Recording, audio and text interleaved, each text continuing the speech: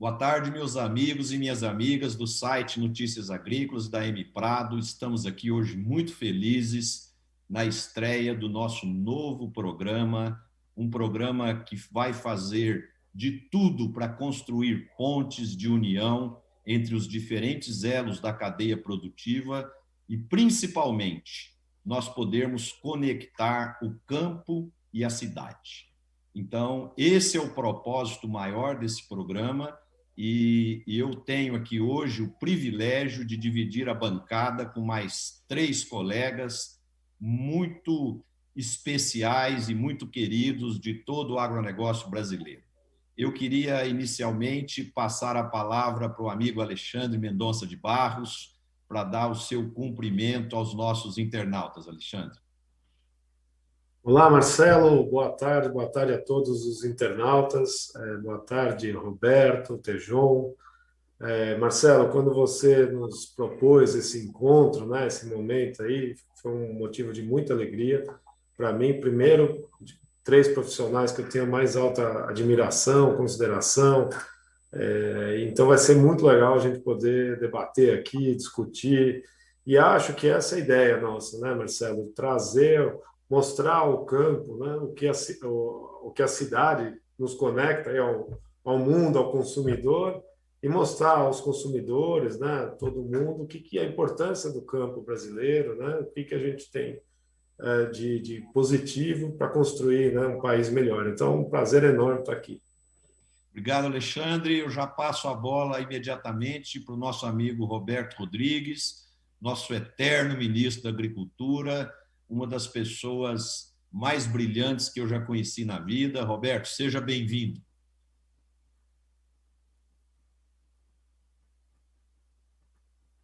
Microfone, Roberto.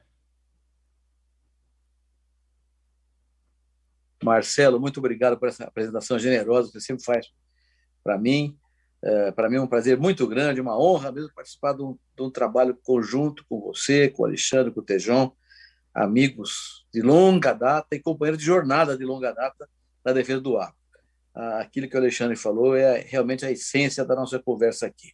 Queremos mostrar com clareza que a relação entre o urbano e o rural no Brasil é uma relação siamesa. Um não vive sem outro. Costumo dizer para os meus alunos e também para os meus filhos e netos que o agro e o urbano são os 2 braços do mesmo corpo, o corpo da humanidade. E é por isso que temos que estar sempre juntos. Eu espero que a gente consiga realmente, Marcelo, com essa turma brilhante que tem aqui, fora o velhinho aqui, a gente consiga fazer o convencimento de todo mundo de que somos passageiros do mesmo trem. É verdade, Roberto. E o nosso grande desafio é, além de atrair o público do agronegócio, atrair também para o nosso programa o público urbano, para que eles se interessem e conhecer mais toda a cadeia produtiva e para que a gente possa construir, daqui para frente, um agro mais unido, mais integrado ao consumidor final. E agora eu quero chamar o nosso terceiro grande convidado, pessoa brilhante, de uma inteligência ímpar, de uma cultura espetacular. Você, Tejon, seja bem-vindo, amigo. Obrigado, Marcelo. Notícias Agrícolas, está aí com o Alexandre, grandes mestres, Roberto Rodrigues, aquele ser que a gente admira. Aliás, nós nos transformamos na qualidade dos seres humanos que nós admiramos. Então, estar com vocês aqui, com vocês 3, é uma honra especial e, sem dúvida alguma, agricultores e consumidores é a grande síntese do sistema de agronegócio. Bom, pessoal, o nosso programa, como hoje é o primeiro programa da série, nós queremos fazer uma interação com os nossos internautas. Então, todo mundo fique à vontade aí para mandar perguntas para nós, que durante o programa nós vamos responder as perguntas dos nossos espectadores, viu? Então, sintam-se totalmente à vontade para fazer as perguntas. Como o propósito do programa é debater fatos relevantes que ocorreram na semana anterior e fatos que possam influenciar a nossa cadeia produtiva na semana atual, eu quero começar o nosso debate colocando um ponto importante que aconteceu a semana passada. O IPEA fez um estudo interessante para medir o impacto da entrada do Brasil na OCDE e como que isso vai influenciar na geração de riqueza do país, na renda per capita. E o número do estudo que eles chegaram é que, ao ingressar na OCDE, que o Brasil teria uma elevação no seu PIB de 38 bilhões e impactando num crescimento de 0,4% na renda per capita. Alguém pode achar é pouco, mas é um começo, é um número que ajuda a geração de riqueza, né? E aqui vale a pena ressaltar que o Brasil entrou com essa solicitação para fazer parte da OCDE em 2017. A OCDE hoje conta com 36 países e tem atualmente 6 países aguardando para serem aprovados, né? Aqui da América do Sul, Argentina, Brasil e Peru, e da Europa, a Croácia, a Bulgária e a Romênia. E aqui tem um ponto que também pode ser uma preocupação para nós, porque o Brasil, devido à pandemia, atrasou os pagamentos de 10 bilhões de dólares com alguns organismos multilaterais, aí, como ONU, Organização Mundial da Saúde, etc.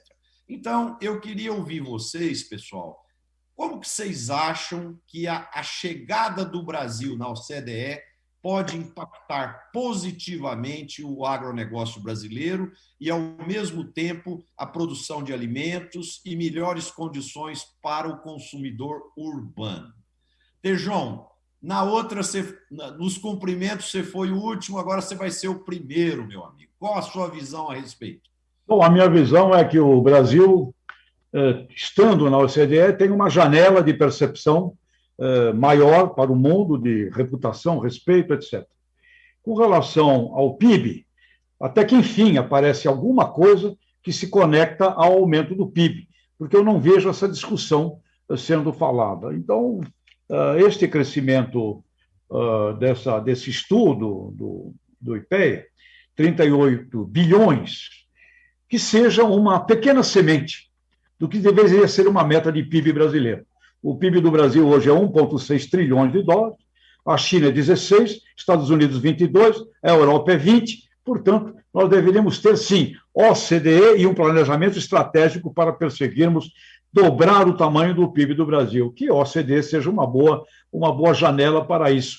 E quando nós fizermos o planejamento, todo cidadão urbano brasileiro vai ter muito mais emprego, muito mais renda, muito mais qualidade de vida espalhado aí pelo país. Então, que venha a OCDE e que seja esses 38 bi apenas o comecinho do que nós precisaríamos de mais 1,6 tri, a grande meta que o agro pode contribuir conosco. Roberto, a sua visão. Marcelo, eu, em primeiro lugar, concordo com o Tejon, mas eu quero agregar uma coisa referente ao agronegócio, né? Quando eu estava no Ministério da Agricultura, havia uma discussão muito grande sobre o tamanho do subsídio que os países agrícolas davam aos seus produtores. Esse estudo era feito pela OCDE, e nós estávamos fora da OCDE. Então, contratei a OCDE naquela época, foi um contrato, nós não somos sócios dela, e contratei a OCDE, veio um grupo de técnicos do Brasil, fizeram um trabalho espetacular e ficou claro pelo trabalho deles que nós só tínhamos 2 países que subsidiavam menos do que nós, a Austrália e a Nova Zelândia. Todos os demais países do mundo tinham mais subsídio de agricultura do que nós. Então, foi um estudo muito bom, muito importante que a OCDE colocou para nós. De modo que participar dessa instituição é uma forma de acessar estudos e participar de estudos comparativos entre as nações do globo, o que pode dar um destaque diferente do que temos hoje em relação ao mundo todo. Depois, Marcelo, são 36 países filiados ao OCDE. Puxa vida, nós somos um país importante, estamos entre os 15 primeiros países do mundo. Por que estamos fora da OCDE? Então, faz todo sentido participar desse processo para estar presente nas grandes avaliações, nas grandes análises comparativas entre os países e, como diz o Tejon, abrindo o Brasil para o resto do mundo. Alexandre, sua visão, por favor. Eu concordo totalmente, né, Marcelo? A gente olha para o quadro internacional, o Brasil é a 5ª maior população do mundo, é a 5ª maior geografia do mundo. Agora, com a depreciação do câmbio, a gente andou um pouco para trás na posição relativa dos maiores economias do mundo, mas estamos lá entre os 15 primeiros, como o Roberto falou. Quer dizer, qual a importância, eu acho, né? Vamos olhar para o nosso agro. Quer dizer, o Brasil hoje é uma potência exportadora, não só do agronegócio, mas de indústrias baseadas em recursos naturais, né? Nos transformamos importantes em minério, nos transformamos em importantes exportadores agora de petróleo e, principalmente, do agronegócio, né?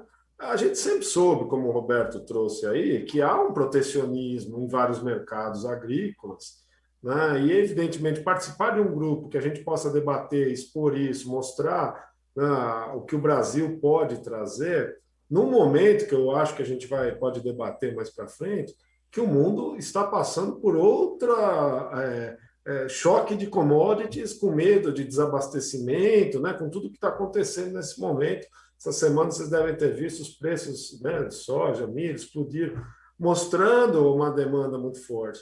Eu acho que a gente tem que fazer parte desse clube, tá certo? É um lugar para se discutir, para ampliar comércio, para diminuir o protecionismo, né? Num momento que eu insisto econômico, que abre portas, que a gente constrói laços, constrói elos, né? O Brasil cada vez mais ele é importante no abastecimento mundial e essa cadeia toda de produção empurra a economia brasileira, né? A hora que a gente entra num ambiente como esse, exporta mais, na verdade, nós vamos ter que produzir aqui dentro mais trator, tá certo? A gente vai ter todo caminhão para transportar, enfim, a gente tem toda uma multiplicação desse comércio que permite ampliar a atividade econômica e a renda do brasileiro, que é algo muito importante para o país como um todo. Então, eu vejo com muito bons olhos, tá? Acho uma coisa muito bacana. Eu também sou muito otimista com essa possibilidade e eu penso assim, como os princípios da OCDE estabelecem alguns padrões, né, para o país poder entrar nesse seleto grupo, isso puxa, de alguma forma, o país entrante para níveis de gestão, de eficiência administrativa, das suas diferentes entidades governamentais, né? Então, isso, de uma certa forma, vai contribuir para subir o padrão do Brasil em termos de gestão, em termos de gerenciamento da vida pública e, como consequência, isso vai ser bom para o agro, vai ser bom para o consumidor e bom para os brasileiros. Bom, a semana passada, pessoal, a empresa de sementes fez uma estratégia muito interessante, né? A Boa Safra, ela fez um projeto de abertura de capital. E foi muito interessante como que os investidores receberam bem esse projeto, né? Então, a companhia foi avaliada em 1 bilhão e 100, ela comercializou 460 milhões em ações no IPO dela, na abertura do capital, e a ação foi valorizada em R$ 9,90. E hoje, na hora do almoço, quando eu olhei, já estava mais de 60% de valorização.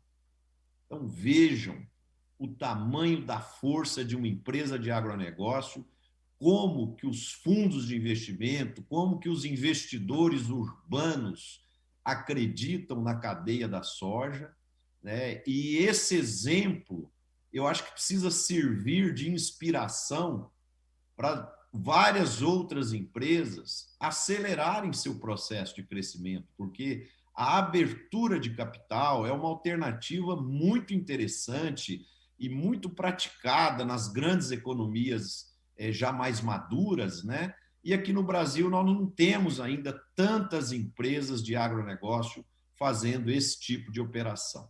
Então eu queria saber, na visão de vocês, por que isso não é mais praticado pelas empresas do agronegócio e por que isso seria tão importante para criar uma conexão entre o público urbano e o público agro? Porque as pessoas das cidades poderiam investir em empresas de agronegócio comprando ações.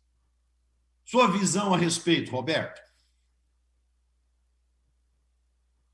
Ô, Marcelo, eu concordo com você. Acho que tem que abrir mesmo. Tem que capital. Isso é uma coisa que tem um futuro brilhante no Brasil, né?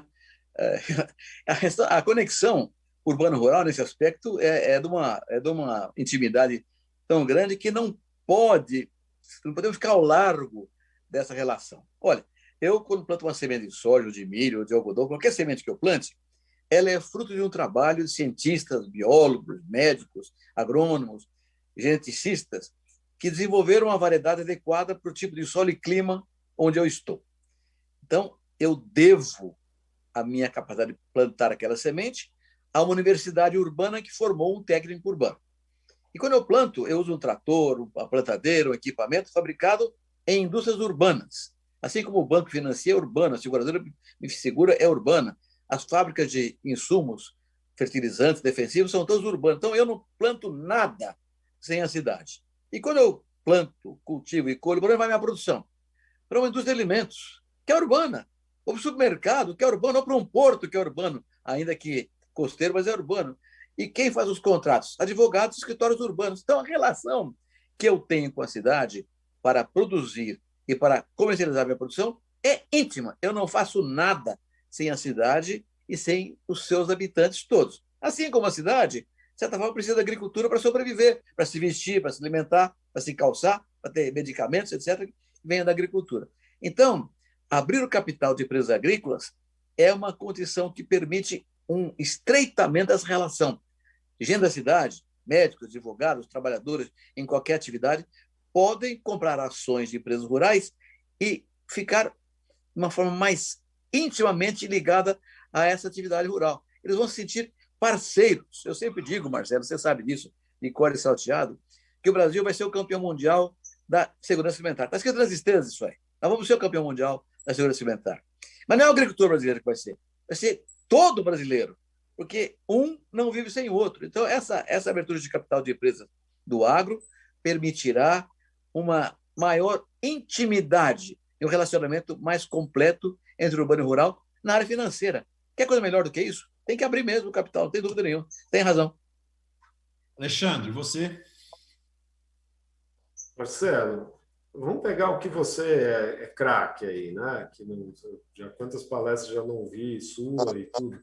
Quer dizer, eu acho que se você, para a sua pergunta, se olha para o lado da agricultura, por que não tem mais empresas? Porque para dar esse salto, precisa estruturar a governança das empresas, tá certo? Não, tem que ter balanço auditado, tem que ter transparência, tem que ter uma organização, tem que conversar com seus sócios, com a sociedade, você vai ter um monte de sócios, você tem que ter clareza como é que é a estrutura, né, de comando da empresa, toda a organização de governança, né?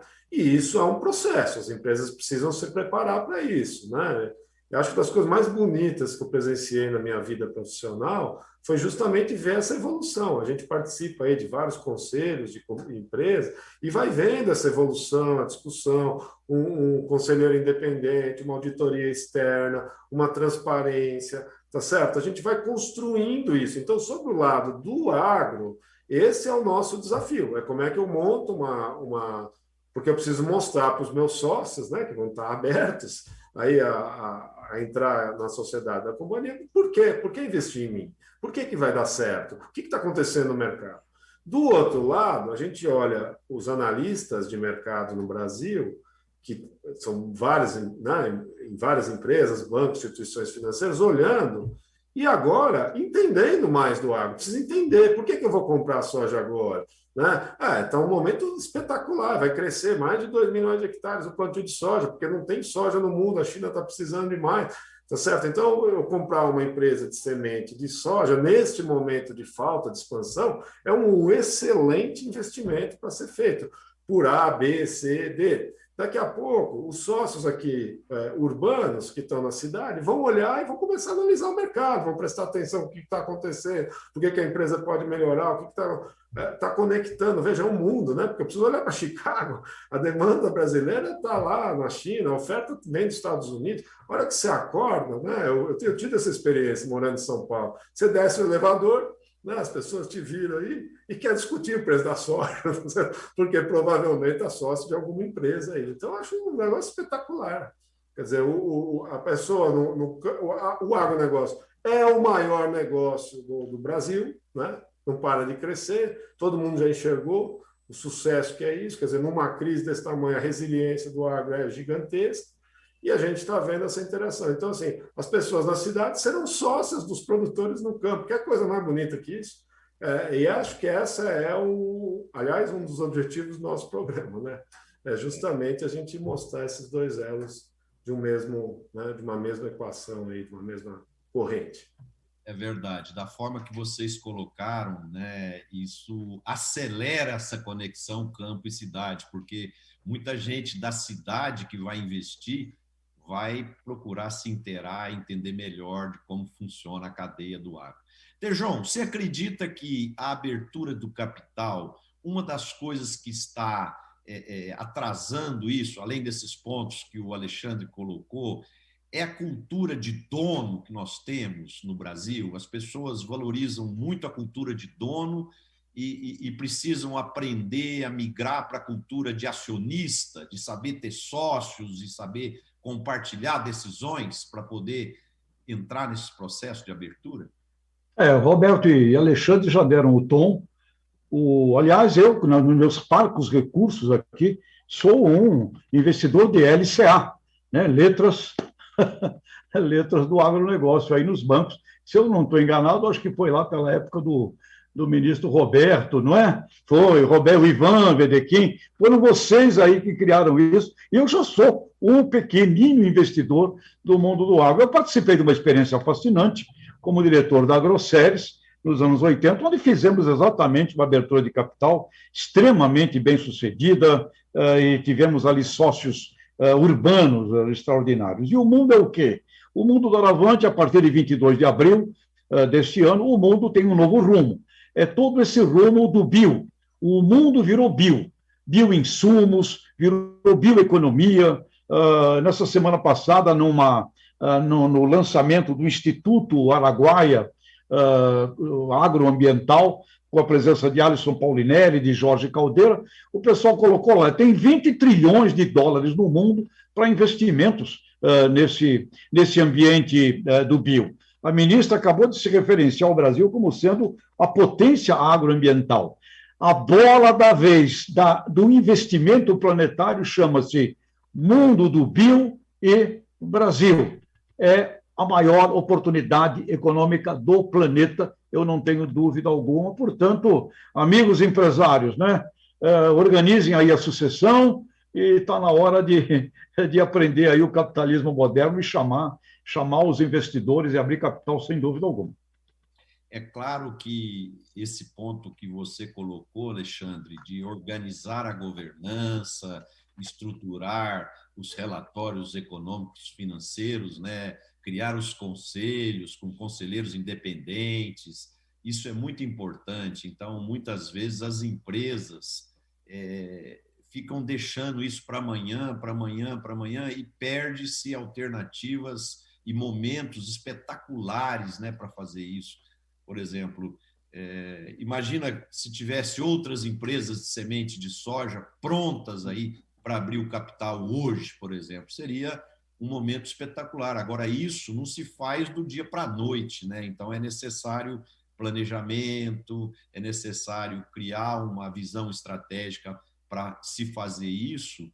E, gente, a forma mais inteligente de você impulsionar o seu crescimento é através de abertura de capital. Você pega capital, você arruma sócios que vão te ajudar a fazer a aceleração do seu negócio, né? Então, eu acho que é muito legal esse caminho.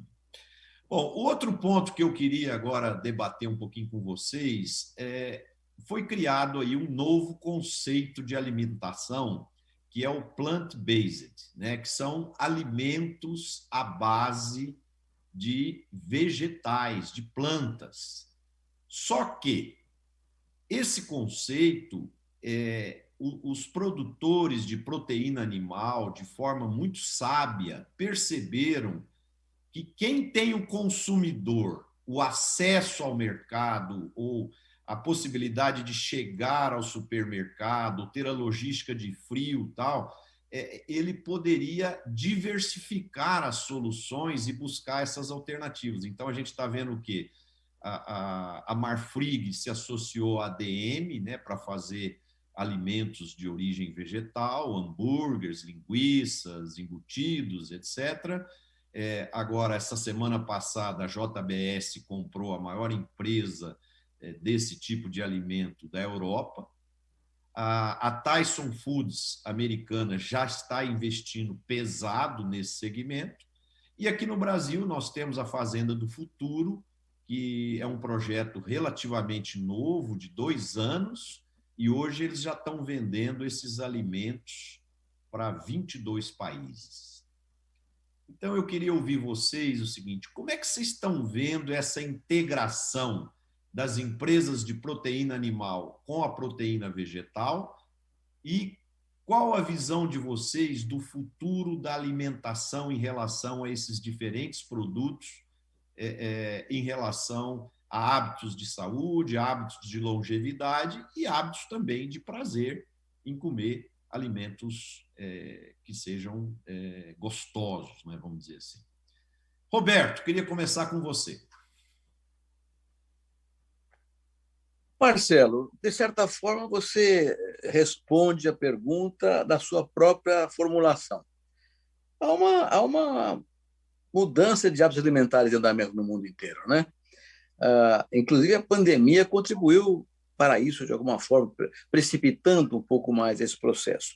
Daí a razão pela qual tem acontecido essas compras, assim, todas em conjunto, muito rapidamente. A juventude no mundo todo tem uma crescente preocupação, felizmente, graças a Deus, com a defesa do meio ambiente, né?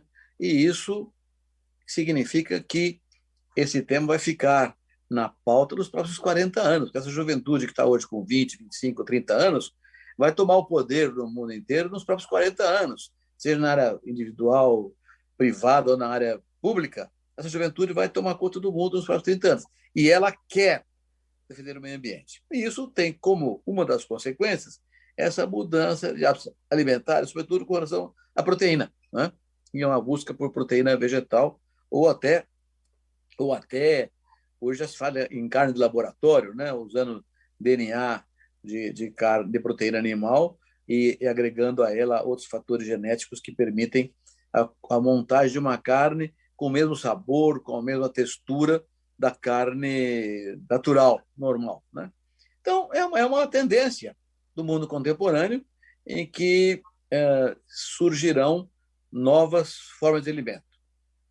Agora, você pergunta quanto isso vai ser relevante no futuro. Aí é adivinhação, né, Marcelo? Eu não gosto de fazer adivinhação desse tipo assim.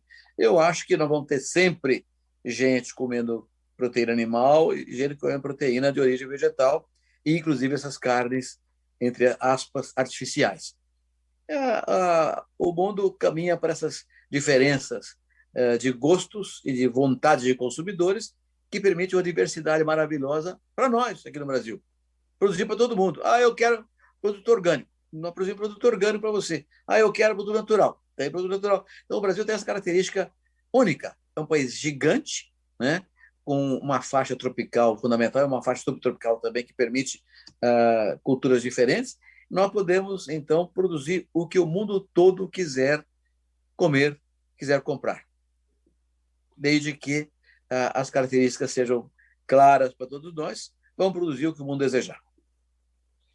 O Tejon, você acha que a JBS e a Marfrig entraram nesse negócio porque elas têm a cadeia de distribuição nas mãos e aí ela amplia o leque de alternativas, de soluções? É isso? Bom, a cadeia, sem dúvida alguma, mas é um fundamento de marketing.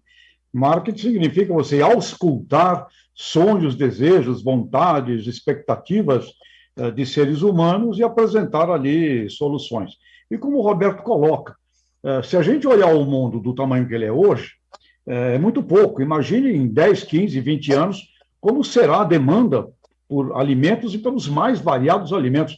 Haverá mercado e espaço para tudo e para todos. Agora, um ponto importante é o sinônimo de agronegócio daqui para frente é saúde. Professor Ray Goldberg, de Harvard, criador do conceito de agronegócio lá em Harvard, nos anos 50, eu falei com ele há uns 7, 8 meses atrás, ele falou, esquece, agora é um health system. Portanto, o grande desafio de todas as cadeias produtivas é o que os americanos chamam de fight for perception, lute pelas percepções. E no caso de alimentos, inclusive na área de ração animal, a grande luta é lutar pela educação, percepção dos consumidores sobre o tema saúde, o que é saudável. E o que é saudável será uma bela de uma luta de visões, ciência. E veja o ovo. O ovo virou o rei do planeta agora. Há uns poucos anos atrás era considerado uma coisa que gerava problema no coração. Então a ciência foi lá e revela. Portanto, bem-vindo ao mundo das lutas pelas percepções e haverá espaço para todo mundo. Se você fosse o presidente, o diretor de marketing de uma companhia como o JBS, você não poderia deixar de olhar esses nichos, esses segmentos que não vão, na minha forma de ver, de maneira alguma diminuir o consumo pela proteína animal de todos os outros tipos. Perfeito. Alexandre, a sua visão a respeito, por favor. Pô, Marcelo, a gente combinou que não precisava assim, concordar com tudo, tá? Então você é um pouco mais polêmico agora, tá? Primeiro, eu vou dizer a todos que estão me ouvindo que eu sou um modesto pecuarista, tá certo? E, obviamente, isso carrega, né, um jeito de ver o mundo, né, um amor pela pecuária, etc, etc. Então, talvez viesse, mas eu sou um democrata raiz, assim, tá certo? Acho que todo mundo tem o direito de ter seus... Eu acho só, Marcelo, o seguinte, veja, não existe almoço de graça, certo? Existe um conceito na cabeça das pessoas, eu acho, meio, sabe, desse distanciamento do jeito de produzir alimento. Eu vou num supermercado, vejo lá, está pronto, não sei de onde veio. Mas a verdade é que para produzir uma carne de origem vegetal, eu vou ter que produzir vegetais. Eu vou ter que, para reproduzir o que tem de proteína num bife, eu tenho que juntar um monte de coisa. Eu tenho que juntar aminoácidos diferentes, eu tenho que vitaminas, eu tenho uma industrialização muito grande. E aqui, Marcelo, para mim tem uma contradição. Ao mesmo tempo que eu vejo um consumidor que quer comer alimentos, preparar em casa, alimentos mais naturais, eu vejo uma baita caixa preta em produzir um bife à base de planta. Espera aí, o boi também come planta, né? E ele faz lá seu metabolismo e converte em proteína animal. Então, eu acho que ainda vai vir a onda de fazer conta. Quanto custa ambientalmente produzir ervilha, o grão de bico, que eu vou usar como matéria-prima para fazer esse bife? Certo? Eu acho que ainda vai ter, eu acho que tem uma contradição per se, ou seja, há um consumidor que quer isso, ok, vamos em frente, mas ainda acho que nós vamos ver muita abertura de caixa preta, e aí as pessoas vão ver que para produzir a ervilha eu vou precisar do adubo, tá certo, né? Vou precisar usar diesel para colher, e tem todo um gasto, uma pegada de carbono também para produzir esse tipo de alimento, certo? E a gente hoje parece que é uma coisa assim meio que eu estou fazendo em laboratório, a energia vem não sei de onde, o aminoácido foi produzido não sei aonde, tá certo? E a verdade é que as leis da termodinâmica vão continuar valendo, tá certo? E isso vale para qualquer tipo de produto que for ser produzido. Eu acho que as pegadas de carbono serão calculadas, Marcelo. Então, assim, eu quero consumir um alimento que não seja animal, ok, está todo mundo no seu direito. Eu acho que tem um nicho, vai ser um mercado, mas eu continuo achando que a proteína animal é fundamental para o desenvolvimento das pessoas, né, da estrutura cognitiva e tudo. Então, acho que nós vamos ver um convívio dessas duas coisas, tá? Mas insisto nesse ponto, as modas vêm e vão. E, aliás, o Tejão falou um negócio que, quando eu era menino, eu só podia comer um ovo por dia. E eu, outro dia, cobrei da minha mãe, quando veio agora que pode comer mais ovo, eu falei, pô, já pensou o tamanho do passivo, do que eu não pude aproveitar do passado? Essas coisas mudam, né, Marcelo? É isso. Você falou aí, Alexandre, tem um ponto, né, que precisa ser mais bem trabalhado, né, porque está começando agora. Então, por exemplo, esses alimentos vegetais, hambúrgueres, linguiças e tal, tem alguns coadjuvantes ali, algumas coisas que até que ponto aquilo é saudável ou não é saudável, né? Então, isso é uma coisa que as indústrias desse segmento vão precisar apresentar de uma forma mais transparente, mais clara, para que fique efetivamente saudável, né? Então, aqui me faz lembrar o caso da margarina, né? Lá atrás, coisa de muitos anos atrás, chegou-se à conclusão que a manteiga animal poderia fazer mal para o coração. Aí depois vieram as gorduras hidrogenadas que vieram que geraram as margarinas vegetais, né? E depois o tempo mostrou, em algumas pesquisas, que essas margarinas são, às vezes, mais danosas para o sistema circulatório do que a própria manteiga animal, né? Mas é isso. Bom, o próximo ponto aqui é uma encrenca maior, tá, gente? Agora a coisa está ficando mais complicada aqui um pouquinho. Semana passada, a União Europeia acusou as montadoras de automóveis de coniventes ao desmatamento no Brasil. E por que isso? Porque eles importam couro do Brasil. Isso segundo a União Europeia. E, segundo a União Europeia, o couro do Brasil de 15% a 20% vem de áreas de desmatamento ilegal. Então, a União Europeia acusa as montadoras de uma certa conivência nisso. Muito bem, isso deu uma reação muito forte entre as montadoras. E aqui é importante explicar para os nossos internautas o seguinte: o Brasil exporta o couro chamado wet blue, e o Brasil tem 30% desse mercado no mundo. E esse couro wet blue, ele vai para a Itália processa, faz um segundo processo nesse couro, aí ele fica pronto para fazer o banco. Aí ela manda para a República Tcheca e para a Alemanha para fazer os bancos de couro, e aí essas indústrias de banco mandam para a BMW, para a Mercedes, para a Fiat, para a Peugeot, para as empresas europeias. Muito bem. Depois dessa denúncia, dessa acusação, a BMW se pronunciou. Ela disse que hoje usa 5% do couro dela, de couros do Brasil, mas que por causa dessa acusação ela pretende reduzir para 1% o ano que vem e para o outro ano zerar. Então aí eu pergunto para vocês, o que nós, como visão de cadeia integrada, podemos fazer para evitar isso?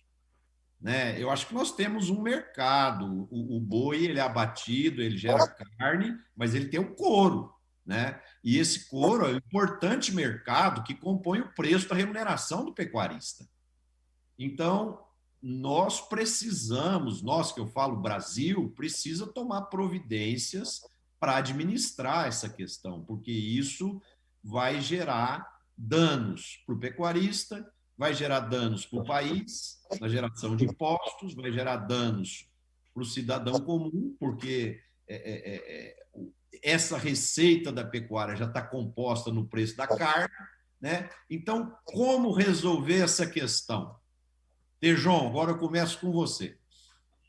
Bom, é um problema de um ditado antigo do interior.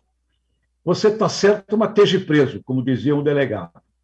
Ou seja, nós precisamos, o que as lideranças hoje do agro pedem, acabar com qualquer ilegalidade. Ela é um percentual muito pequeno perante a realidade do Brasil, porém esse percentual suja e mancha o resto. Eu conversei com o Washington Oliveto, um grande publicitário brasileiro, hoje morando em Londres, sobre a imagem do Brasil, e o ponto é o seguinte: no mundo da comunicação, você tem que ter o produto pronto.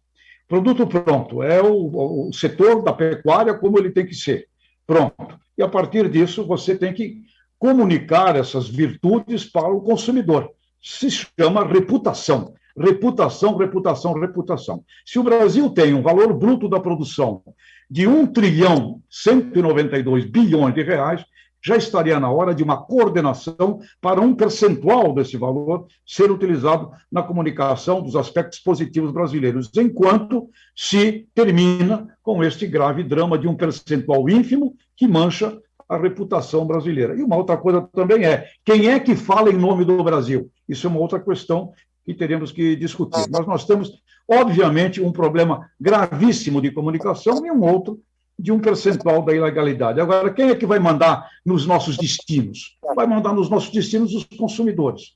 Isso pode ser usado por concorrentes? Lógico, pode ser usado, sim, por concorrentes e termina, em 90% das situações, sendo utilizado por nossos competidores. Alexandre, sua visão. Marcelo, pessoal, Roberto, Tejon, o que eu acho? Assim?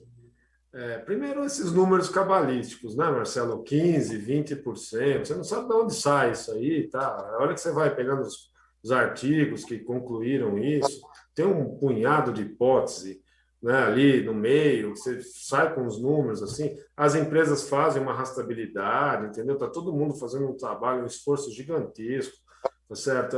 Assim, eu acho até quase uma irresponsabilidade, né? Entendo como uma lógica ambiental, né, que às vezes tem que fazer barulho mesmo para segurar, etc., né? Mas, obviamente, é um número que a gente tem dúvida de onde sai isso, mas, como o Tejon muito bem disse, será usado pelos nossos concorrentes, pelo protecionismo, etc.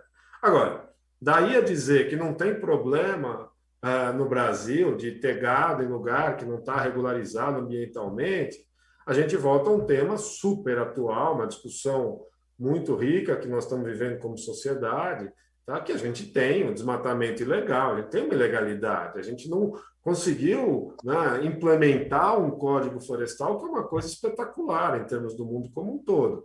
Mas, assim, isto é uma grande, a imensa minoria do que se produz no Brasil. Por isso que me incomoda esses números cabalísticos que vão saindo e vão virando verdade.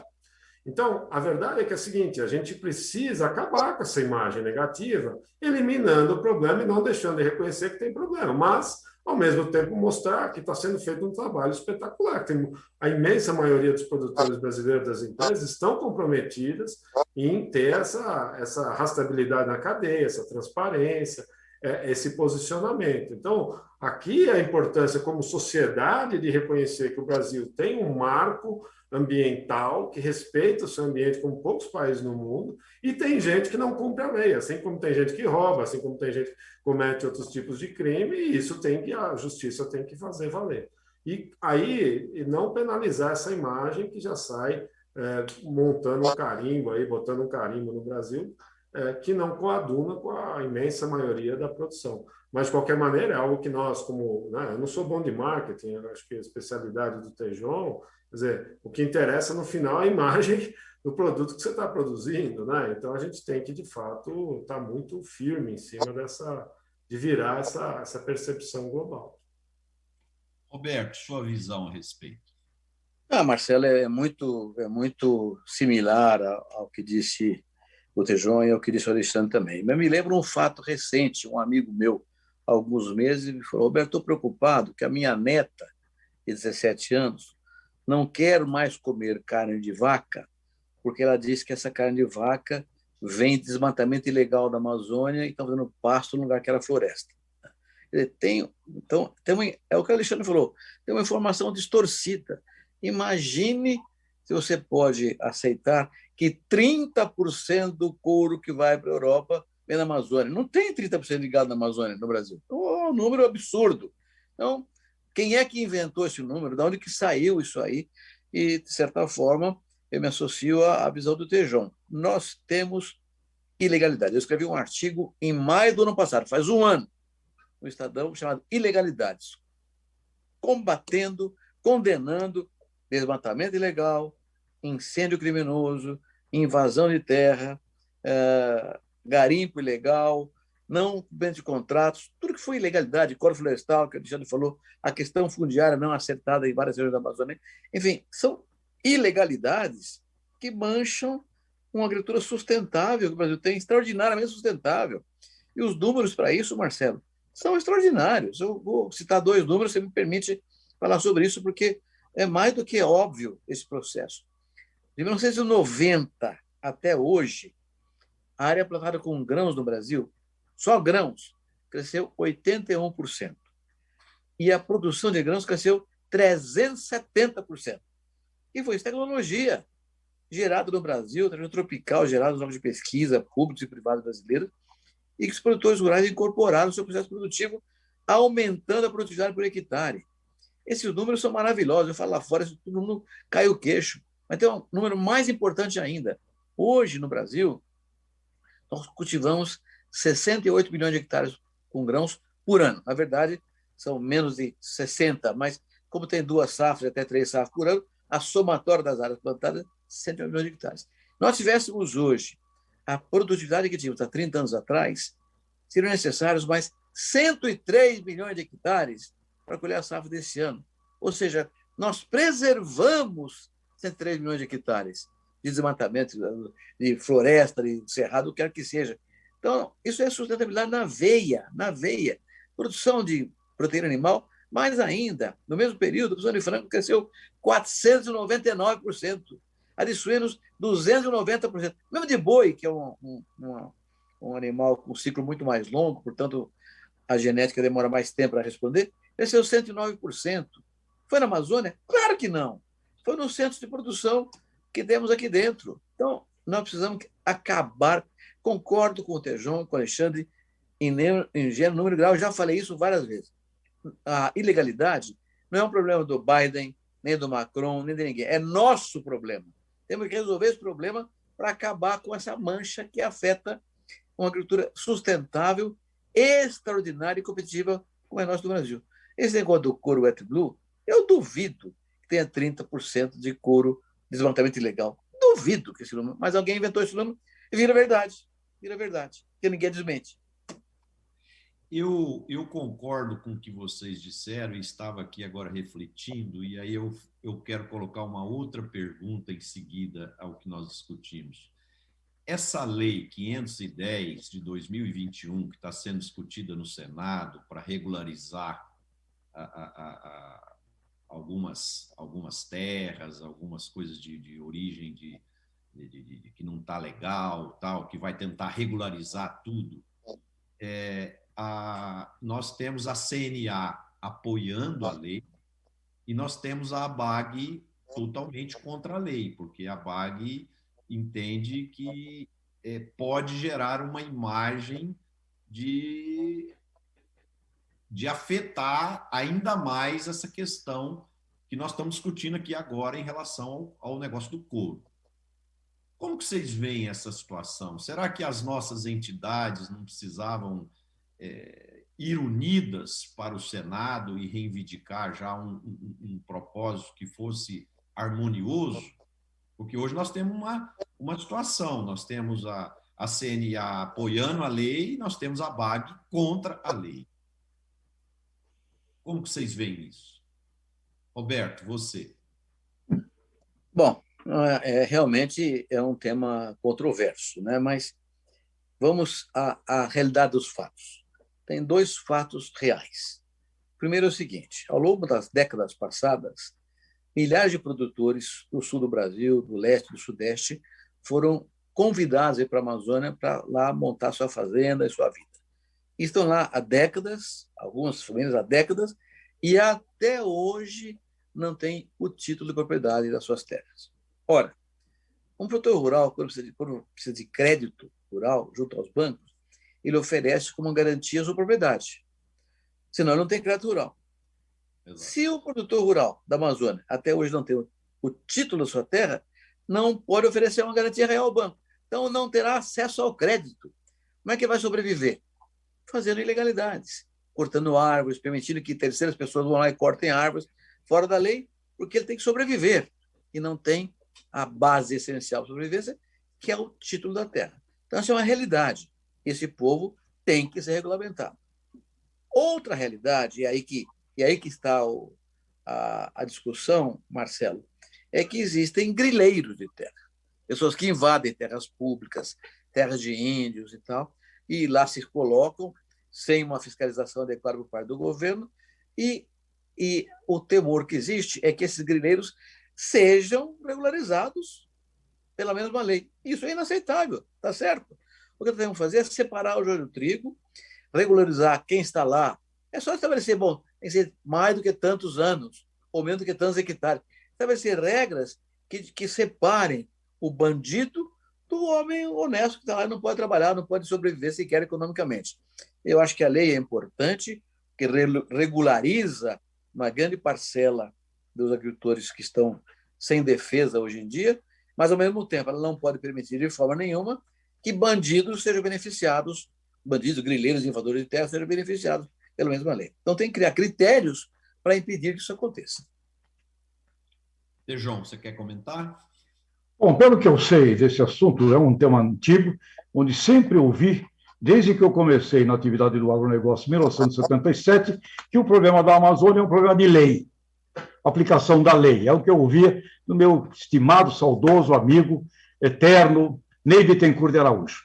Quando a gente falava disso, eu falava, lei é o problema, é lei, é lei, é lei. Então, é o que o Roberto está colocando. Pelo que eu entendi, a lei que já existe permitiria regularizar hoje cerca de 90% dessas propriedades em questão.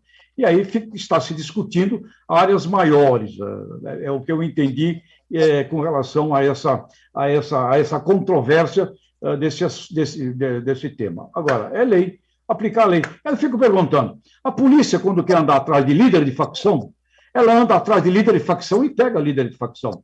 Esse problema da ilegalidade que está lá e é antiga, é uns 100 caras. Eu duvido que sejam mais do que 100 criminosos espertos que estão lá fazendo ilegalidade, não é de hoje. Portanto, é muito possível, sim, que a polícia tenha mecanismos para identificar os 100 canalhas, coloque eles na cadeia e tire essa mancha das costas dos agricultores, como o Roberto colocou. Um absurdo, o camarada está lá 10, 11, 15 anos e não ter o título da terra.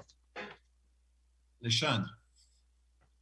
Eu acho que o Roberto foi impecável, né, na análise dele. O Tejão complementou, Marcelo. Não quero ser redundante, mas, mais uma vez, como todo tema, ele tem alta complexidade, né? Então, às vezes parece, um está contra, está a favor. É que, às vezes, a gente está olhando aspectos diferentes do mesmo problema, tá certo? Assim, quem foi para lá, até para ocupar, né, para defender a Amazônia, para ter uma ocupação da Amazônia, né, era uma visão ambiental diferente, né? A preocupação era a integridade do território nacional, etc., etc. São pessoas que estão há décadas ali, trabalham e não têm até hoje a posse. E, de fato, isso dificulta inclusive o aumento de produtividade, porque eu não tenho crédito, eu não tenho... Como é que eu aumento produtividade sem intensificar a minha produção? Para isso eu preciso ter capital. E eu fico naquele ciclo vicioso de pobreza, né? Porque eu não aumento a produtividade, não ganho mais, então aí eu vou para um caminho mais extrativista. Agora, se uma vez que a gente entende, acho que há um consenso, né? A hora que você... Isso é uma história antiga, né? Eu dei aula de desenvolvimento econômico, Marcelo, quando eu fui acadêmico, e você estudava esse problema na África, era muito comum, né? Que as pessoas não tinham posse da terra, e aí você tendia a usar o seu recurso natural, né? Para sobreviver, inclusive, e você tornava mais difícil essa perenização. Então, existe um problema concreto de pessoas que estão lá, que conseguem produzir, e que podem vir para um novo nível de tecnologia, de renda, etc. E existe essa ilegalidade, que é, no fundo... E o problema, Marcelo, é isso aí. Vai o quê? Todo mundo na mesma... Quer dizer, o cara foi lá, explorou inadequadamente, fez uma grilagem de terra e vai ganhar a posse da terra do mesmo jeito de quem está lá há décadas? Não faz sentido. Tá? Não tem o menor sentido isso. Então, a gente cria um problema que não é tão simples assim de resolver no sentido prático, né? Nós estamos falando de uma geografia muito grande, a gente tem que separar os casos, mas como o Tejão colocou, mais de 90%, ao que tudo indica nos estudos que a gente acompanha, mais de 90% dos casos são os casos que estão lá há décadas, etc., né? Talvez não em área, mas em número de propriedades. Você regulamentaria um enorme leque, tá? Que é um passivo, né? E aqui, Marcelo, só para fazer esse ponto, quando vem essas extrapolações, assim, a verdade é que a hora que você vai ver nos estudos, tá? Pode até ser numericamente grande em número de propriedades, mas não necessariamente em volume de gado, em volume de produção, tá certo? Que pegue 20%, 30%, sabe? Essas extrapolações que são complicadas, tá? Isso a gente pode comentar em mais detalhe em outros programas, etc. Então, aqui é o ponto central. Precisamos separar o que é legal do que é ilegal. Ilegal tem que ser combatido. Acho que essa é a confusão aí, viu, Marcelo? E aí as entidades ficam, às vezes, né, olhando ângulos um pouco diferentes, tá? E não acho que... Eu acho que há, sim, uma concordância entre todos, tá? A minha impressão é que existe, assim, a gente quer separar uma coisa da outra, acho que isso é comum, tá? Como fazer, talvez seja o elo da discórdia. Mas eu acredito que o que vocês falaram faz todo sentido, né? Aplicar a lei, criar uma lei para fazer justiça com as pessoas que merecem, né? E punir aqueles que têm que ser punidos, que estão em situações totalmente ilegais, e para isso a lei precisa ser bem feita para poder separar esse joio do trigo. Eu queria agora abrir para duas perguntas dos nossos internautas. Eu vou chamar a Ana Paiva. Ana, por favor, passa para nós a primeira pergunta dos nossos espectadores. Boa noite, pessoal. Marcelo, no momento a gente não tem nenhum questionamento, mas eu vou aproveitar a oportunidade porque a gente recebeu algumas mensagens parabenizando pelo painel novo, pelo novo quadro de Notícias Agrícolas, pessoal agradecendo pelo debate, porque acrescenta muito. E no mais, assim que surgir algum questionamento, eu deixo vocês avisados aqui. Tá bom. Então vamos seguir. Marcelo, posso agregar um pequeno viés nessa conversa anterior aí da ilegalidade? Claro. A gente, enfim, eu, assim como o Alexandre e o Tejão, defendemos a lei integral na Amazônia. Agora, e muitas vezes fala, bom, mas por que não fazem, né? É uma falta de vontade política, por que não fazem? Hoje, com satélite, você pode perfeitamente ver onde é que está desmatando, onde é que está abrindo, onde é que está a ilegalidade. Perfeitamente você pode resolver essas coisas todas. Por que não resolve? Porque a Amazônia é metade do Brasil. É um território gigantesco, de acesso difícil. Não tem estrada, não tem aeroporto, muitas vezes vai por barco, demora dia para chegar no lugar. Então, realmente, a gente tem que reconhecer que há uma dificuldade prática para resolver os problemas. O que não significa que tem que ignorar o problema. O problema existe, a ilegalidade está lá, e nós temos que acabar com a ilegalidade. Então, é uma estratégia, é um plano de governo. Nós não podemos imaginar que, porque é difícil ou quase impossível, não seja feito.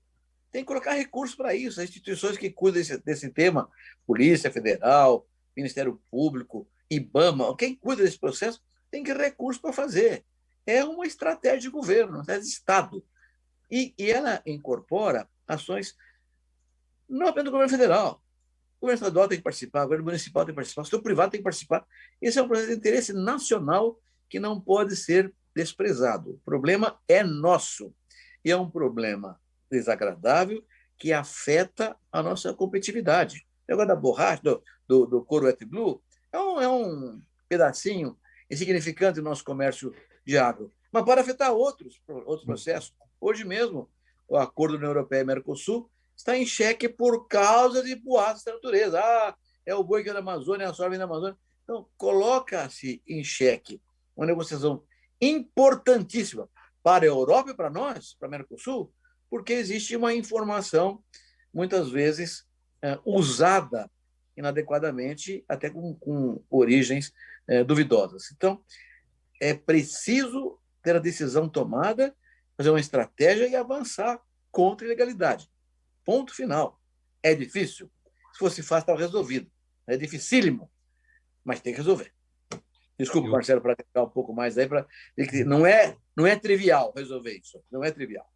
Eu concordo com você, porque isso já está, essa tecla já está desafinada, né? Ela já cansou. Você pode ver, hoje a Indonésia, para se defender de interesses na relação lá com a União Europeia, ela acusa o Brasil de maior desmatador e tal, né? Então, eu penso assim, isso precisa ser uma política de governo, independente de qual é o governante, de qual é o partido. Isso é uma coisa do interesse do Brasil. E eu acho que todos nós brasileiros, urbanos, rurais, nós temos que nos dar as mãos e trabalhar nesse sentido. Aí você falou, é fácil? Não é fácil, mas, o Roberto, com as ferramentas tecnológicas hoje de satélite, de rastreabilidade que tem disponível aí, esse processo não é tão difícil mais, não. Eu penso que ele é plenamente factível, basta que nós, brasileiros,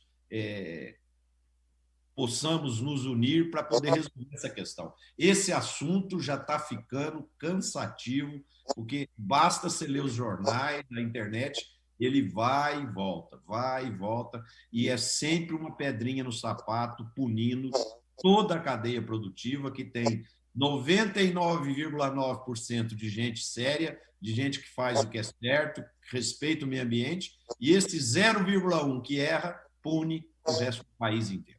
Mas vamos em frente. Marcelo, sim. Marcelo, só um minuto, desculpa interromper. Acabou de chegar uma pergunta do Zezé Cismeiro. Não teria uma maneira de punir quem fabrica essas notícias falsas que tanto nos prejudicam? Com isso, mostraríamos a verdade. João, você que é um homem de comunicação. Olha, a gente não pode botar a culpa no concorrente ou em alguém que fala por nós. Nós temos que ter uma ação efetiva de diálogo com a sociedade. Nosso tema aqui é conexão, campo, cidade e as coisas positivas do Brasil. Eu já enfrentei plenários na França, eu dou aula na França, plenários com 1.000 jovens do mundo inteiro, ao lado do embaixador brasileiro lá, com questões dos jovens. Quando você conversa com essa juventude mundial, explica os pontos positivos do Brasil, você os conquista extraordinariamente. Quando você mostra, por exemplo, nós estamos com um grupo aqui de 36 alunos internacionais nesse momento.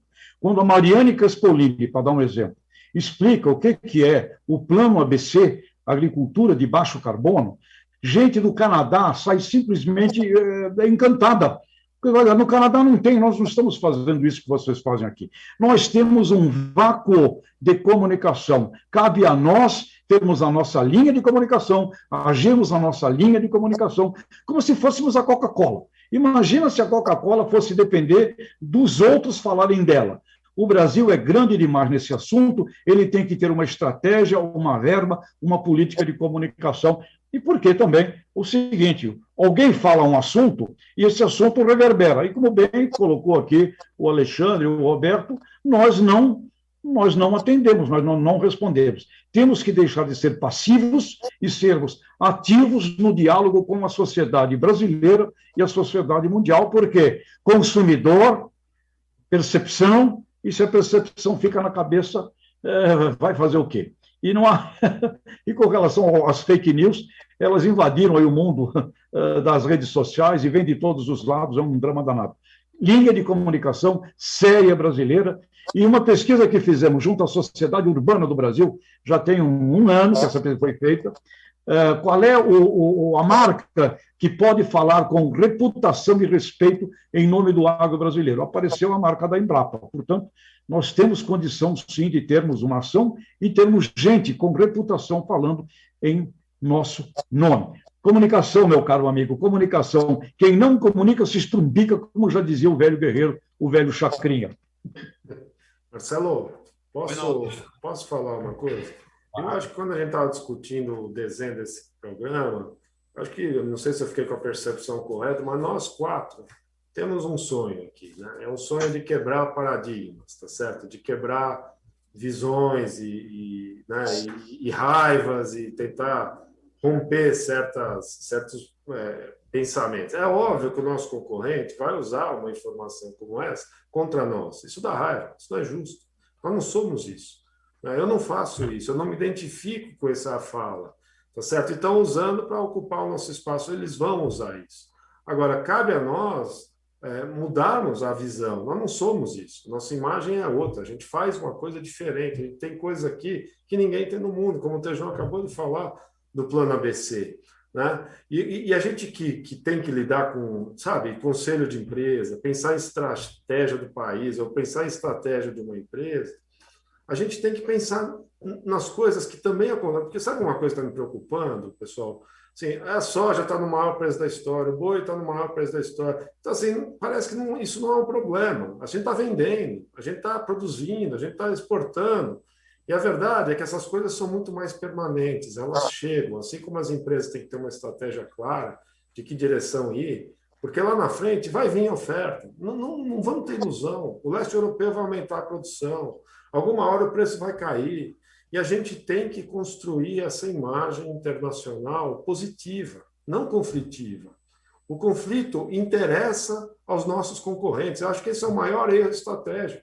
É óbvio que se você for para a porrada, com raiva, que dá vontade, né? Vamos ser francos, porque não é justo, é tudo que o concorrente quer que você faça. É tudo que o europeu quer que você faça. Ele agradece esse comportamento. Então, olha, o Roberto me proporcionou uma das experiências mais legais da minha vida, talvez eles não saibam. Então, uma vez ele foi chamado para falar na Comunidade Econômica Europeia, no Ministério da Agricultura da França, foi uma viagem, ele não pôde ir, pediu para eu ir. Né? Trabalhava com ele, e foi uma experiência de vida que eu era bem novo, mas me ensinou tanto. Eu estava na França, eu me lembro com aquela empolgação do agro explodindo, eu tinha 28 anos, sei lá, aquela coisa de ser muito empolgado com o país, ver aquela transformação, estar vivendo aquilo, né? Explodindo soja, etc.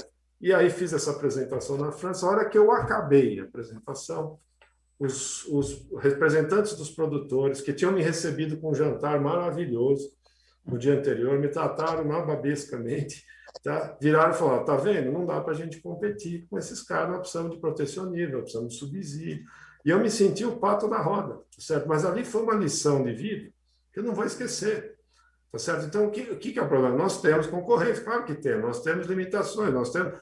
Mas isso, a gente não, se a gente for para o conflito, é tudo que se quer. Aí você cria a pecha do desmatador, do que não respeita a lei, que não vem o meio ambiente. A gente precisa construir esse passo futuro de um agro, né, de um país, mais do que de um agro, que respeita o meio ambiente, que produz e que alimenta o mundo.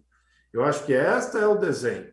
E esse desenho exige inteligência emocional, estratégica, tá certo? E comunicação, como o Tejão falou. Eu não sou bom nisso. Tá? Isso é uma área do conhecimento aí que o Tejão domina, mas eu não tenho nenhuma dúvida que este é o desenho que a gente precisa construir. É essa quebra de paradigma que a gente precisa romper e ter maturidade para avançar. Eu sei que é polêmico, Marcelo, mas eu acho importante falar, assim, aqui é para falar o que pensa, certo? Claro. Então, me parece muito importante essa visão. Marcelo, posso... Pode, claro. Posso acrescentar nessa bela colocação aqui do Alexandre? A gente não pode assustar os agricultores dos outros países. Esse é um cuidado do ponto de vista de comunicação que a gente tem que ter. E quando a gente se comunica, a gente é meio, porque nós, olha aqui e tal. A gente não pode, a gente tem que entender que na França tem agricultores, na Irlanda tem pecuaristas, a gente tem que tomar um cuidado muito grande para não assustar, não botar uma coisa assim como se fosse comer o mundo inteiro. E outra coisa, coisas que a gente não diz. Quantos pequenos agricultores, produtores de aves, produtores de suínos do planeta Terra, nós ajudamos eles a viver? Quantos camaradas não estão usando a soja, o milho brasileiro, em muitas propriedades pequenas, pela Ásia, pela África? Ou seja, nós viabilizamos muitos agricultores do mundo. E uma coisa eu tenho observado do ponto de vista de comunicação. A melhor comunicação para a gente usar no mundo é os nossos agricultores familiares, o cooperativismo encanta onde quer que você fale, portanto, tem que haver uma inteligência da nossa comunicação e a gente tem que parar de assustar os agricultores dos países concorrentes também. Ô, Marcelo, eu concordo plenamente. Só um minutinho, Roberto. Eu concordo plenamente com o que vocês falaram. Eu diria que eu vou perguntar para o Roberto agora. A grande questão é o seguinte: o Roberto já foi presidente de várias instituições aí do agro e ele tem muita experiência nisso. A questão é como sensibilizar toda a cadeia do agro sobre a importância dessa comunicação e como que essa comunicação vai fazer bem para toda a cadeia. porque eu não tenho dúvida que nós somos competentes, que nós fazemos as coisas certas e tal. Agora, nós precisamos fazer com que isso chegue nos nossos consumidores da cidade aqui do Brasil. Nós precisamos fazer isso chegar na Europa, chegar nos outros países, né, para a gente conquistar esse respeito. Então, eu não tenho dúvida que a grande questão é a comunicação. Agora, como sensibilizar a cadeia sobre a importância da comunicação? Roberto. Ô Marcelo, eu acho que o setor rural brasileiro está cansado de saber que precisa comunicar melhor. Nós temos uma competência extraordinária de falar para nós mesmos como somos bons, importantes, relevantes. Nós temos uma dificuldade enorme, histórica, o Tejão fala isso há 500 anos, de contar para fora, para os outros, como nós somos importantes. Eu estou vivendo agora, viu, Marcelo? Você sabe disso, uma experiência bastante interessante, porque eu estou liderando a campanha do Paulinelli para o Prêmio Nobel da Paz desse ano, 2021. Um trabalho gigantesco que ganhou apoio de empresas, instituições do Brasil inteiro e de 43 países do mundo inteiro apoiando o Paulinelli. Mas o prêmio é conferido pela Academia do Nobel na Noruega, né? Então, nós estamos conversando com noruegueses, discutindo com a área de comunicação na Noruega, como é que as coisas têm que avançar. E aí, o que aparece na Noruega, na linha do que o Tejão está dizendo aí? Aparece fotografia da agricultura brasileira, aquela com 50 colhedeiras e 40 plantadeiras em 200 hectares andando tudo uma vez só. Parece um exército alemão invadindo a agricultura e plantando. Então, porque todo mundo é assim. Ou então aparece uma fotografia de gado, 2.000 cabeças comendo num coxo. São fotografias de uma atividade que nos orgulha profundamente, mas que não é a regra no Brasil inteiro. Não é a média do Brasil inteiro. E aí, de novo, como o Tejão colocou, as cooperativas agropecuárias. As cooperativas do Brasil hoje já respondem por 54% da produção agrícola brasileira, mais da metade. E 80% dos cooperados são pequenos e médios produtores. Isso ninguém fala.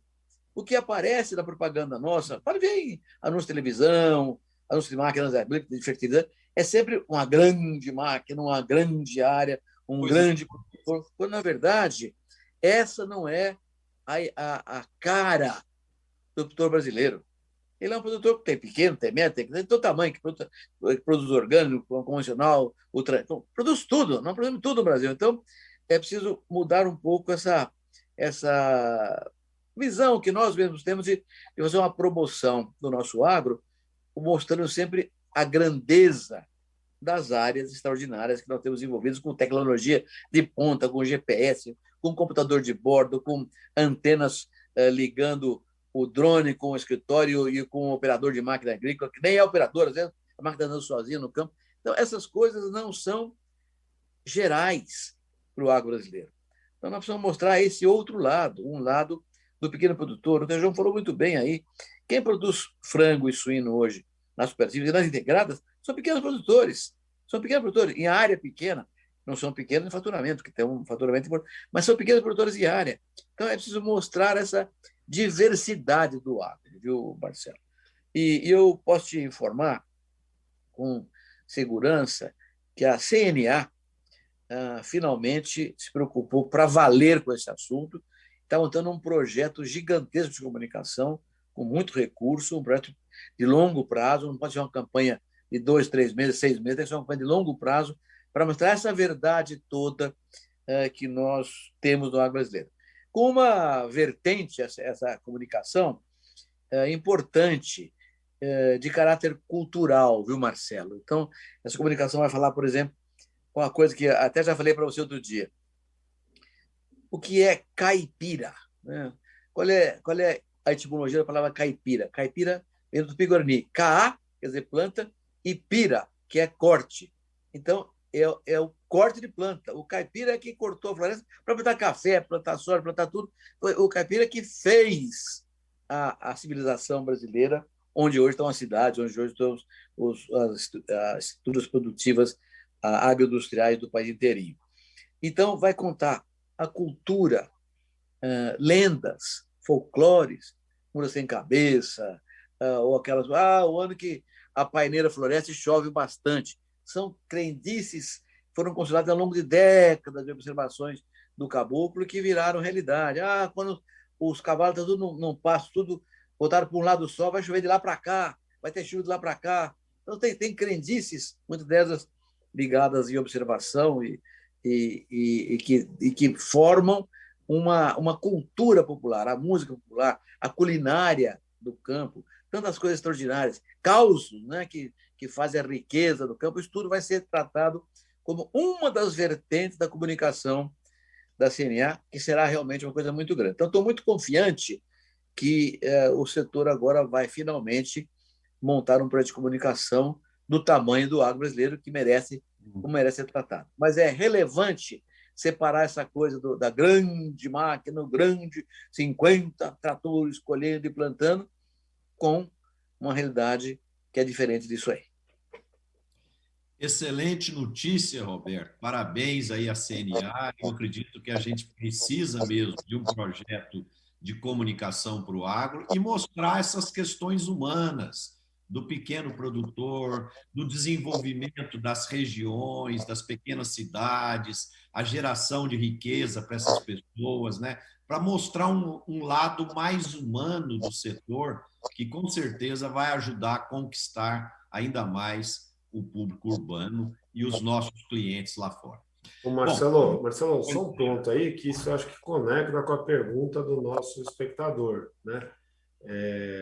Que é interessante, que é muito legal. Quer dizer, uma tese mal feita sobre o agro precisa ser respondida, certo? Um estudo com comunicação para dizer, isso não é verdade. Isso aqui, olha o que é verdade. Olha aqui a Embrapa mostrando que a gente tem todo um trabalho. Você entende? Eu acho que a gente tem que ter essa resposta no mesmo nível de colocação, que aí eu acho que a gente constrói uma coisa diferente. Então é maravilhoso ver um negócio, né, um projeto como esse, certo? Marcelo. Pois não, Tejão? Colocando um adendo no que Roberto e Alexandre acabaram de falar, desse plano da CNA, há uma grande síntese, sim. A CNA está de parabéns, uma síntese que foi encontrada do ponto de vista de caminho da comunicação é famílias agrícolas conversando com famílias urbanas. E não é uma coisa do outro mundo encontrar isso. É o American Family Farmers, é o terroir francês, é o Canadá, é assim que o pessoal fala. As famílias agrícolas brasileiras conversando com as famílias urbanas e vice-versa, as urbanas conversando com as agrícolas. E aí, Roberto, mesmo quando você pega uma grande propriedade, um MAGE, tem ali uma família.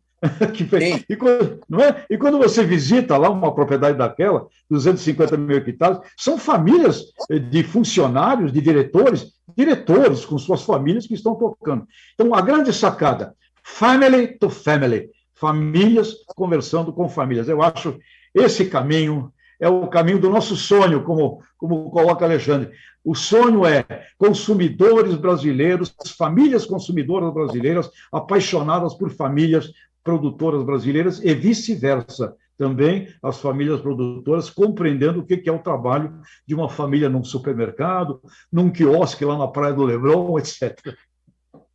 Legal, Tejão, muito bem colocado. E uma ideia inspiradora aí para a turma da CNA e para os nossos marqueteiros que estão nos assistindo aí. Bom, gente, eu tenho um ponto aqui importante para a gente, um abacaxi aqui para a gente tentar entender como resolver. O Brasil tem como plano de exportar 35 milhões de toneladas. Nós já exportamos cerca de 25 milhões de toneladas. Nós temos aí uma quebra acentuada na safrinha por causa da seca e por causa do plantio atrasado, porque as chuvas esse ano demoraram lá atrás no plantio da soja, consequentemente, colheu-se a soja um pouco mais tarde, plantou-se o milho safrinha mais tarde, e agora ele está sofrendo, em alguns lugares, com falta de chuva. Com isso, o preço, e lá nos Estados Unidos também, o plantio está atrasado, porque houve frio, e o milho atingiu preços estratosféricos, né? O Alexandre é especialista, pode até depois detalhar isso um pouco mais para a gente. Mas o que acontece? A grande preocupação, se a gente exportar os 35 milhões, pode ser que a gente tenha falta de milho para o abastecimento interno. E tem uma outra coisa que está preocupando também, porque devido ao preço do milho, já está se falando usar o trigo como fonte de energia nas rações animais. E aí já complica do lado de lá o abastecimento do trigo para fazer massas, pães e etc. Como resolver essa questão, Alexandre? Marcelo, você está trazendo abacaxi para danar para a gente descascar aqui, né? Mas vamos lá, tá? O cenário realmente está muito complicado, tá? E não é um problema brasileiro, é um problema mundial. Então, primeiro, gostaria de deixar claro essa compreensão macro-global, tá? Porque, de novo, nós estamos dentro de uma cadeia mundial, o sistema alimentar, né? São vasos comunicantes, e a gente vive dois assuntos muito grandes no resto do mundo. Primeiro, uma transformação radical no sistema de produção de suínos na China, que há 3 anos atrás, 45% eram pequenos produtores que consumiam resto de comida, resto de lavoura e participavam do sistema de ração. Houve o advento da peste suína africana, dizimou 40 e tantos % do rebanho suíno chinês, que é o maior do mundo. Houve uma reconstrução ainda não completa, no meu olhar, tá? Mas uma rápida reconstrução nesses últimos 2 anos, em cima de uma nova tecnologia consumidora de ração. O que aconteceu? A China, que nunca importou milho, porque ela lutou para ser autossuficiente na produção de milho, importava 3 milhões de toneladas. Esse ano a gente acha que vai importar 28, já está começando a ficar desconfiado, vai passar de 30 pelo andar da carruagem. Alexandre, 30 é muito no mundo? Não, não é, porque o mundo produz 1 bilhão e 150 milhões de toneladas de milho, só que comercializa no mercado internacional 160 a 170. E 4 países explicam a exportação quase integral desses volumes. Estados Unidos, maior exportador, depois a gente, depois a Argentina, depois a Ucrânia. Isso aí dá 95% do comércio mundial de milho. O que está acontecendo, então, do lado da oferta? Os americanos, nos últimos anos, viveram margens muito baixas, isso é uma coisa muito pouco dita, viu, Marcelo? Assim, na mídia brasileira, tá? Os agricultores americanos se endividaram profundamente com a guerra comercial, o que foi bom para o Brasil, porque a China veio comprar soja e pagou um prêmio contra Chicago, derrubou os preços por 4 anos seguidos. O que acontece nessas situações? O produtor não deixa de produzir, mas vai tirando o pé da tecnologia, certo? Porque a margem está zero ou negativo, aí o tempo vai passando, a colheita não vem bem, a hora que voltou a fazer comércio com a China, pum, enxugou o estoque americano. Para ter uma ideia, aos espectadores, esse é o número do governo americano. A safra vai fechar esse ano agrícola em agosto com 3 milhões de toneladas de estoque de soja nos Estados Unidos, um país que consome 62 milhões de toneladas. E se a próxima safra for boa, né, se tudo andar bem, o estoque de passagem que o governo americano projeta para agosto do ano que vem, 1 milhão e 700 mil toneladas de soja, que é o mesmo que dizer que é zero. E por que você está falando da soja? Porque a soja, né, também pressiona a área de milho, tá certo? Que, por sua vez, também está muito apertada, porque o chinês importou muito milho dos Estados Unidos. Aí vem a pressão em cima do Brasil. A Argentina, vocês viram, tem problema de safra, aí vem tudo aqui para cima de nós, tá certo? E a safrinha não está ajudando, não está chovendo muito bem em Minas, em São Paulo, no Paraná, um pedaço do Mato Grosso do Sul. A gente hoje está projetando uma safrinha de 73 milhões e meio de toneladas, uma safrinha que poderia ter sido de até 84, 85, atrasou o plantio, a gente já tinha baixado para 79, e agora, Marcelo, tem que rezar para chover, para a gente tentar chegar nesse 73,5. Qual é a vantagem desse ano, Marcelo? Embora já tenhamos, a gente acha, aí o mercado acha, uns 20, 25 milhões de toneladas de milho vendidas para exportação, elas ainda não saíram nesses volumes, porque agora vai entrar a safrinha e esse volume de exportação vai ser no segundo semestre. Então, ainda dá tempo para o Brasil recomprar um pedaço desse milho. Só que, para fazer isso, vai ter que pagar um prêmio sobre os preços internacionais, etc. E isso é um preço muito alto. Com um câmbio de 5,5, Chicago, né, a $7,5 por bushel. Gente, para dar uma referência, ano passado, no mesmo mês desse ano, né, perdão, no ano passado, no mesmo mês agora, o milho era $3 por bushel em Chicago. Sexta-feira bateu $7,5. Tá? Não tem jeito, com câmbio de 5,5, dá esses preços altíssimos de milho. Então, sim, a gente vai conviver com um custo muito elevado, né, de ração no Brasil.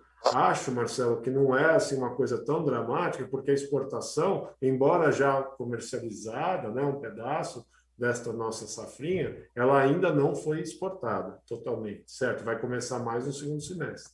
Portanto, dá tempo da gente recomprar, mas, sendo bem franco, a um preço bastante alto, tá certo? O Roberto, você e o Tejon, como o Alexandre já explicou claramente isso, né? À medida que a ração sobe, aumenta os custos da produção do suíno, do frango, do leite, da carne bovina e, consequentemente, lá na ponta, o consumidor, a dona de casa, quando vai comprar, esses produtos vão ficando mais caros. E como resolver essa questão? Inflação e preço mais caro. Como que as famílias resolvem essa questão? Vamos lá, Tejão. É um belo problema do ponto de vista de percepção do consumidor final. A gente encontra que o arroz, feijão, tudo subiu, né? Para um país que a gente tem dito, e está sendo muito intenso isso perante o cidadão urbano, de que o agro é um sucesso, né? E tem salvo a economia. Então, como é que fica um agro de sucesso com esses aspectos de problemas, como a gente tem? Passamos até a importar soja, tudo. O problema do arroz, que acho que foi o primeiro que saltou fortemente os supermercados no ano passado, né? Isso tem um lado complexo, complicado a curto prazo para explicar esse assunto, porém ele é revelador de uma oportunidade gigantesca. Não vamos ficar felizes com 273 milhões de toneladas. Isso é muito pouco. Acho que está na hora de um planejamento estratégico para o Brasil buscar 500 milhões de toneladas de grãos. E quando hoje eu vi uma manifestação do ex-ministro Turra falando, escuta, temos 62 milhões de grãos e apenas 3 milhões de grãos de inverno no Brasil. Ou seja, oportunidade para tudo que é lado. Pecuaristas, pelo amor de Deus, começa a ILP imediatamente, né? O Brasil tem uma oportunidade de oferta. Oferta é o nosso drama. Portanto, que oportunidade genial a gente tem pela frente. Roberto. Marcelo, acho que o Alexandre colocou muito bem a temática, que pode ser resumida com a seguinte frase: tem uma lei que é irrevogável no mundo, a lei da oferta e da procura. A verdade é que a oferta diminuiu por causa de problemas de seca em vários países, e a pandemia aumentou a demanda. Então, os preços subiram. Não tem estoque, não tem produção do tamanho da demanda, os preços subiram. Em dólar. Em dólar. O Marcelo, soja, semana passada, foi a $16 do bushel. $16 do bushel, o negócio normal é 9, 10, né?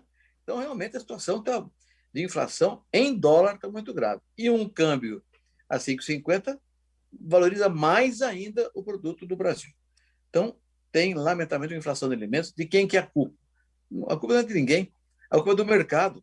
A oferta diminuiu em relação à demanda, e a demanda aumentou por causa da pandemia, então os preços subiram. É uma coisa que não tem solução. A única solução é, como o Tejão falou, produzir mais. Aliás, hoje eu vi uma manifestação da ministra Tereza Cristina dizendo isso. O programa agora, o Plano de Safra, vai estimular muito mais a produção de milho para o ano que vem e de culturas alternativas, como sorgo, como arroz e culturas de inverno, como o Tejão está dizendo aqui agora. Esse programa da integração na agropecuária fui eu que lancei quando era ministro da Agricultura em 2005. Segundo a Embrapa, já tem 10 milhões de hectares hoje com esse programa. Podemos chegar a 20, 30 milhões de hectares. Então, o Tejão tem razão. É um programa de longo prazo. Se nós aumentarmos a produção, a oferta cresce e o preço cai. Não tem o que discutir, Marcelo. Infelizmente é isso aí. Eu acho, por exemplo, o negócio de carne, né? Mas é uma coisa bastante, digamos, bastante empírica, né? o preço de carne vai ficar tão grande que as pessoas vão deixar de comer carne, vão comer menos carne, né? O que aconteceu? O preço estava tão bom que o pecuarista matou as vacas para poder ganhar dinheiro com venda de vaca. Sem vaca, não nasce bezerro. Então, o preço do bezerro fica mais caro ainda, com o milho soja muito caro, o boi fica mais caro. O que vai acontecer com o tempo? Reduz o consumo de carne bovina, vai começar a sobrar vaca, vai nascer mais bezerro e os preços se equilibram. Mas é um processo. Isso não resolve do dia para a noite. A lei da oferta e da procura e a lei da gravidade são duas leis que o homem não consegue eliminar. Marcelo, só um ponto aí, se me permitir, que eu falhei com você na sua pergunta, tá? Eu não falei do trigo, nós não falamos do trigo, tá? Mas só para dar um caso. Há 3 semanas atrás, foi noticiado na imprensa, amplamente aqui no Brasil, que o governo chinês pediu aos seus produtores de carnes que tentassem substituir o milho e o farelo de soja. Sabe o que aconteceu? Os produtores colocaram trigo. Faz 2 semanas que o trigo na China disparou. Sabe, a verdade é que são vasos comunicantes, certo? Está apertado, gente. E, assim, o melhor remédio para altos preços são altos preços, tá? Por quê? Porque ele estimula o produtor a ampliar a sua produção, tá? É duro? Desculpe, a verdade é que até que chegue a oferta. Mas também aos produtores, né? Vamos ver, a oferta chegará e os preços cairão, tá? Não vamos ter a ilusão que isso aqui vai durar para sempre, o que significa que é bom ter bom senso nesses ciclos de alta. Veja como cidade, né, e campo se comunicam em ciclos e essa relação é umbilical, né? Bom, gente, nós estamos caminhando para o fechamento do nosso primeiro programa. Eu queria dizer aos nossos internautas que nós fizemos esse programa e planejamos esse projeto com muito carinho, com muito amor, e nós queremos receber feedbacks dos nossos internautas. Quem gostou, bota um like aí, compartilha com seus amigos, porque o programa vai ficar salvo tanto na plataforma do site Notícias Agrícolas, quanto no YouTube da M Prado. Então, vocês podem compartilhar com os amigos. E tanto eu, quanto o Alexandre, quanto o Roberto, quanto o Tejon, estamos abertos a receber de vocês sugestões, observações, críticas, com o propósito de, a cada semana, o nosso programa se tornar melhor em busca de unir e integrar o homem do campo, os negócios do campo, com o consumidor urbano, com o homem da cidade, vamos dizer assim. Então, esse é o propósito maior, construir, levar uma imagem mais sólida e verdadeira e transparente do agro brasileiro para todo o mercado, para toda a comunidade. Então, quem tiver boas sugestões para nos ajudar, estamos de coração e mentes abertas para isso. E para fechar o programa, gente, eu queria agora começar com você, Tejon, sua mensagem final. A minha mensagem final é que, quando eu tinha 18 anos de idade, tinha o Café Pelé, que, aliás, continua até hoje, um ótimo café que eu compro. Mas eu não tinha a menor ideia do que era um pé de café. Nesse café também não tinha a menor ideia do que era um pé de café. Aí surge a cápsula e eu começo a ver da grande companhia a chegada, por exemplo, de mel que é produzido por abelhas em cafezais, e a gente começa a ter, por parte da agroindústria gigantesca, uma coisa muito importante, óculos 3D, onde eu começo a ver quem é que está produzindo, colhendo e fazendo esse café que eu não sabia quem era o produtor. Portanto, a minha mensagem é, senhoras e senhores, é inexorável. As corporações agroindustriais mostrarão cada vez mais para o consumidor urbano quem são as senhoras e os senhores, porque originação é o nome do show. Portanto, esse é o nosso sonho. A paixão e o amor entre agricultores e consumidores é inexorável e vai ocorrer. Roberto, sua mensagem final, amigo. Marcelo, há 3 anos atrás, a Catherine Deneuve, aquela grande atriz francesa, ganhou o maior prêmio do cinema europeu. e ao fazer o discurso de agradecimento, ela dedicou o prêmio aos agricultores franceses, né? E aí perguntaram, mas por que uma atriz como você, tão famosa, dedica um prêmio de cinema a agricultor francês? Que tem que ver o agricultor com o cinema? Ela falou, os senhores acham que eu estou viva e vestida por quê? Os agricultores me alimentam, me vestem, me pintam, me calçam. Então eu vivo em função disso. Então devo a eles o prêmio, porque eu estou viva, né? Eu achei admirável aquela afirmação e acho que é isso que nós precisamos buscar aqui no nosso programa, Marcelo, é trazer o urbano e o rural na mesma direção. Nós somos, como ficou claro já, interdependentes.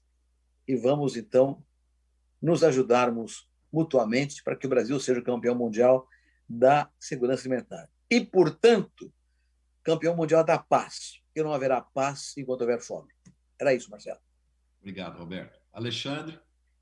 Marcelo, pessoal, eu acho que a gente está vivendo um momento único, sinceramente, de uma transformação no sistema alimentar mundial, seja por uma demanda, seja por uma mudança na forma, por exemplo, que os chineses estão produzindo. Nós vivemos uma crise sanitária que passou pelo alimento, a origem dela, certo? A gente está vendo uma mudança das pessoas, né, valorizando mais as coisas mais simples, o convívio, almoçar com a família. Olha o valor que isso tomou nos dias de hoje.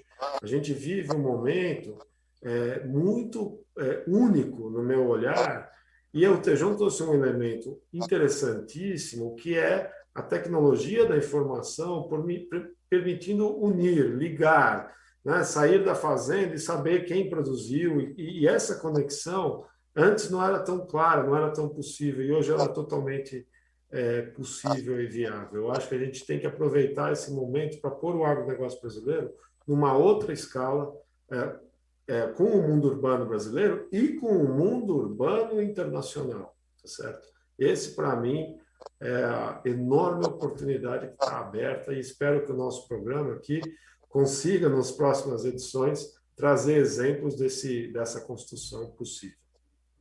Obrigado, Alexandre. Eu queria dar os parabéns aqui para o artista Gustavo Lima. O Gustavo, no dia do trabalho, dia 1º de maio, fez uma live no meio de uma fazenda, lá em Primavera do Leste, no meio da lavoura de milho, e cantou por cerca de 4 horas e conseguiu um público. No domingo, o evento foi no sábado, eu fui ver no domingo. Tinha 9,5 milhões de espectadores que já tinham assistido, e nós olhamos agora aqui, antes do programa, já tinha 14 milhões de pessoas que tinham assistido. Então, parabéns ao Gustavo Lima por ter a capacidade de levar a sua música, que vem de origem do campo, ao público urbano. E esse é o desafio do nosso programa, é levar a integração do campo à cidade e da cidade ao campo, para que a gente crie um processo de comunicação e integração que faça com que o setor, que o Brasil e os nossos consumidores possam compreender melhor como funciona o agronegócio e como que esse setor é tão importante para a sociedade e para a economia brasileira. Muito obrigado aos nossos internautas, e a gente se vê novamente aqui na próxima segunda-feira, às 17h30. Um abraço a todos e boa semana.